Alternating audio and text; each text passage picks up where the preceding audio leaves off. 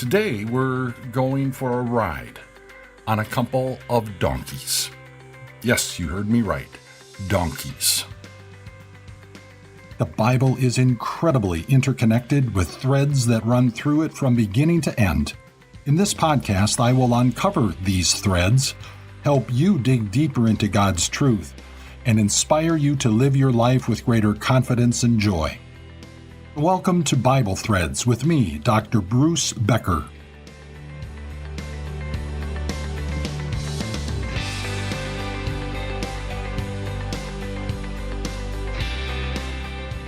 Today we've got another episode in our series called Storylines. It's about people, places, and things that show up repeatedly in the Bible and that have special significance and meaning. Today we want to dig into the Bible's account of two famous donkeys, one in the Old Testament and one in the New.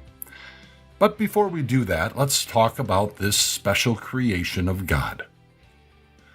Would you believe that the word donkey is mentioned more than 140 times in the Bible?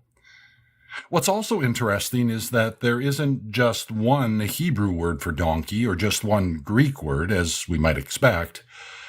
There are more words for donkey than I would have thought. In the Old Testament, there are 5 different words for donkey. There is one word for a male donkey and a different word for a female donkey. There's a separate word for young donkeys that are under the age of 4, namely a colt, which is a young male donkey. Donkeys under the age of 1 are called foals and can be either male or female. Finally, there are 2 different Hebrew words for wild donkeys. More than half of the occurrences of the word donkey refer to the male adult donkey. When we get to the New Testament, we find 3 Greek words used. A general word for donkey, a specific word for a donkey that is a pack animal or a draft animal, and a word for a young donkey. The Hebrew language uses different words to specify whether a donkey is male or female. The Greek language does not. Although there are a handful of references to wild donkeys in the Bible, the vast majority of references involve the domesticated variety. And in addition to donkeys, there are other domesticated animals in the Bible, such as cattle, horses, mules, sheep, and goats. Donkeys were valuable and versatile animals. In Bible times, donkeys were used as pack animals. In Genesis 22, when the Lord called upon Abraham to sacrifice his only son Isaac, Abraham packed up his donkey with wood to be used in the sacrifice. Then they set out on the 50-mile journey to Mount Moriah. Or think of when there was a famine in the land of Canaan, and the patriarch Jacob sent his sons to Egypt to buy grain. Donkeys were used to transport the grain back home. Donkeys were also used for human transportation. In the book of Judges, there is a brief reference to one of the judges, a man by the name of Jair. In his brief bio, we learn that he had 30 sons who rode 30 donkeys. Nothing significant about that. Just interesting that he had 30 sons and they all rode donkeys. In the Old Testament, there was another animal used for human transportation. It was the mule. A mule is the result of breeding a male donkey with a female horse, a filly. So a mule is half donkey. What is a bit unique in the ancient world was that the kings of Israel preferred mules to ride instead of horses. Horses were a symbol of power and war. Mules and donkeys were symbols of peace. So, if you saw a king's army coming at you riding horses, get prepared for battle. If they were riding mules or donkeys, they were likely coming in peace. Did you know that King David had his own personal mule? And his son Absalom was riding a mule the day his hair got caught in the low-hanging thick branches of an oak tree. On another occasion, David told his servants to put his son Solomon on his own mule and take him to the town of Gihon, where he would be anointed as the next king of Israel. Although only half donkey, mules had a lot in common with donkeys. Donkeys were also used in agriculture. They were used to pull a plow out in the fields or to pull a wagon. Female donkeys were especially prized, not just because they could give birth to more little donkeys, but because of their milk. Say, have you ever had donkey milk? I haven't. I wonder if you can even buy it. Maybe Costco sells it. I really don't know. What I do know is that drinking donkey milk is all the craze these days, especially in Europe, among adventurous foodies and people who want to eat natural foods with health benefits. Some Europeans have also been advocating that donkey milk is a COVID-19 drink of choice, claiming it offers protection against the virus. Donkey milk has a long history of medicinal and cosmetic uses. The Greek physician Hippocrates, who lived 400 years before Jesus was even born, used donkey milk as a treatment for arthritis, coughs, and for wounds. Cleopatra, the Egyptian queen, is said to have maintained her soft, smooth skin with donkey milk baths. I guess if you're a queen, you get to do stuff like that. And people think that donkeys are just stubborn beasts of burden. Not at all. Our Creator God created donkeys with so much more to offer. I mentioned earlier that there are two famous donkeys in the Bible. Let's check out the first one. It was a female donkey owned by a man named Balaam. You can read about this story beginning in the book of Numbers, chapter 22. Balaam was a prophet, but not an Israelite prophet. Most likely he was from the country of Ammon. He lived during the time when the Israelites, under the leadership of Moses, were traveling to the promised land after their exodus from Egypt. They had been wandering for nearly 40 years in the Sinai desert due to their lack of trust in the promises and power of the Lord. But now they were making their way north, planning to travel along the eastern side of the Dead Sea to the Jordan River. When they arrived at the border of the country of Edom, which was down south, they were refused passage through their country. So Moses led the Israelites around Edom and continued north. They passed by the country of Moab to the east and came to a territory that they needed to get through to get to the Jordan River. To do so, the Israelites had to defeat two kings, Sihon, king of the Amorites, and Og, king of Bashan. News quickly got out about the Israelites' victory, and that news made Moab's king, King Balak, very nervous. He ruled Moab, a country located just east of the Dead Sea. Maybe a little background about who the people of Moab were. Unfortunately, it's not a happy story. Moab and his brother Ammon were the sons of Lot. Recall that Lot was Abraham's nephew. Lot's wife wasn't around anymore. Remember why? Well, she was turned to a pillar of salt after looking back to watch God's destruction of Sodom and Gomorrah, something which God told Lot's family not to do. Sadly, the sons born to Lot were the result of an incestuous relationship between Lot and his two daughters. The countries of Ammon and Moab were the descendants of those two brothers. Back to King Balak. He was nervous that the Israelites might do to him what they did to the kings of the Amorites and Bashan. But I'm really not sure why he was so nervous. The Israelites had already traveled past Moab and were camped near Moab's northern border at a place known as the Plains of Moab, just east of the Jordan River and the city of Jericho. The Israelites had no reason to enter into Moab. They were planning to cross the Jordan River and enter the land promised to Abraham, Isaac, and Jacob.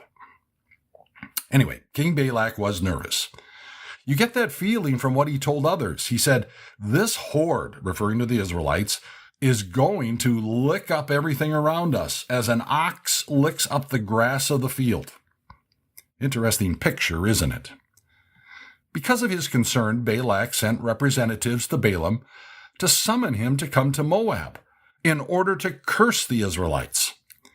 The message from Balak to Balaam was this: "A people has come out of Egypt. They cover the face of the land and have settled next to me. Now come and put a curse on these people because they are too powerful for me. Perhaps then I will be able to defeat them and drive them out of the country. For I know that those you bless are blessed, and those you curse are cursed."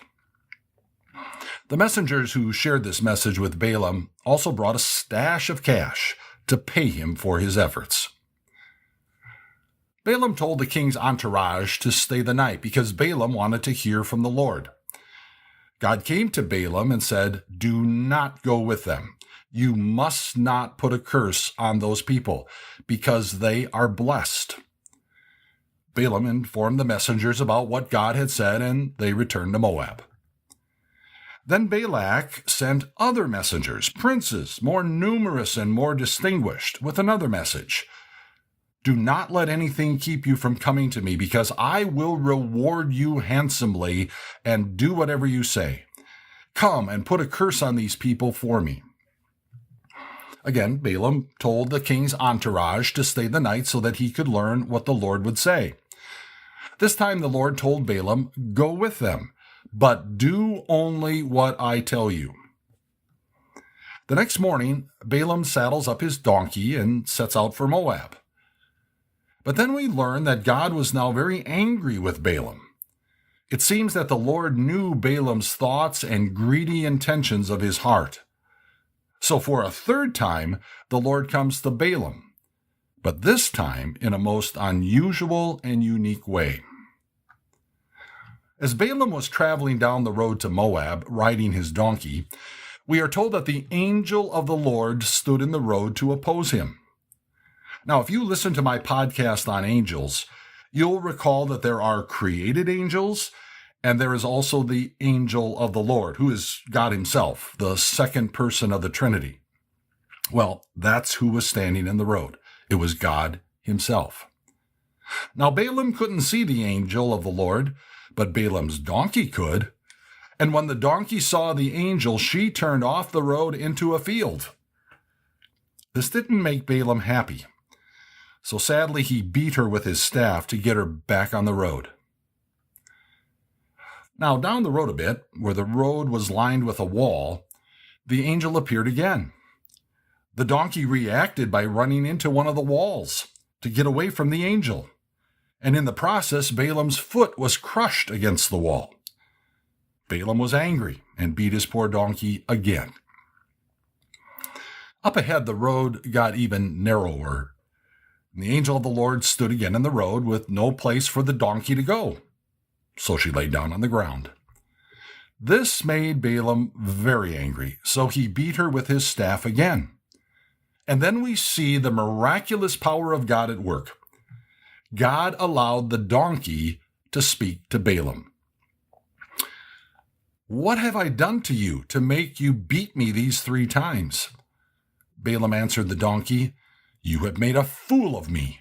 If I had a sword in my hand, I would kill you right now." The donkey said to Balaam, "Am I not your own donkey, which you have always ridden to this day? Have I been in the habit of doing this to you?" "No," he said. The Lord opened Balaam's eyes, and he saw the angel of the Lord standing in the road with his sword drawn. So Balaam bowed low and fell face down. Long story short, Balaam repented before the Lord and offered not to go to Moab. But the Lord told him to go, but only to speak what God would tell him.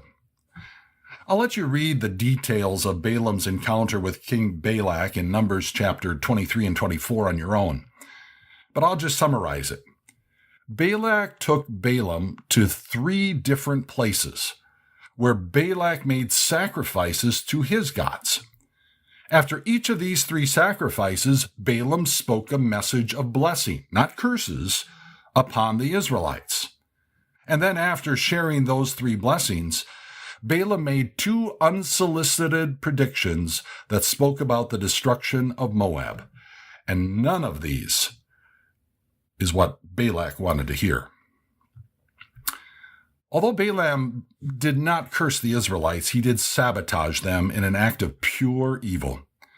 According to Revelation 2:14, Balaam told King Balak how to get the Israelite men to engage in sexual immorality and then worship their false god Baal. Balaam knew this would anger the Lord. Sadly, the Israelite men committed these sexual acts with the women of Moab. And as a result, God sent a deadly plague which cost the lives of 24,000 Israelites. Because of this, Balaam has gone down in history as a wicked and greedy scoundrel. So, what's the takeaway from the story of Balaam and his donkey? Well, Balaam rode his donkey to Moab, wanting desperately to get paid a ton of money to curse Israel. God would not have it. God turned the desired curses into blessings for Israel. It's a story that teaches us that God's will always prevails. And that's similar to the other famous donkey in the Bible, the one who showed up on Palm Sunday. All four gospel writers tell the story of Palm Sunday. At the heart of the story is a prophecy from the book of Zechariah. Matthew wrote, "As they approached Jerusalem and came to Bethphage on the Mount of Olives, Jesus sent two disciples, saying to them, 'Go to the village ahead of you, and at once you will find a donkey tied there, with her colt by her. Untie them and bring them to me. If anyone says anything to you, say that the Lord needs them, and he will send them right away.' This took place to fulfill what was spoken through the prophet, 'Say to daughters Zion, see your king comes to you, gentle and riding on a donkey, and on a colt, the foal of a donkey.'" Zechariah's prophecy is a Bible thread significant for two reasons. First of all, Jesus was stating with his riding into Jerusalem on a donkey that he was indeed the promised Messiah, the king that Zechariah had foretold. Secondly, riding a donkey symbolized peace. Jesus didn't enter Jerusalem on a war horse coming to destroy his earthly enemies. No, he came gently to secure peace between God and mankind by defeating our spiritual enemy. A young donkey and its mother were brought to Jesus by his disciples to ride into Jerusalem. People placed garments on the donkey on which Jesus sat, and as he rode to the city, they also placed garments on the road, as well as palm branches, all for their king. The Jewish people were very familiar with Zechariah's prophecy.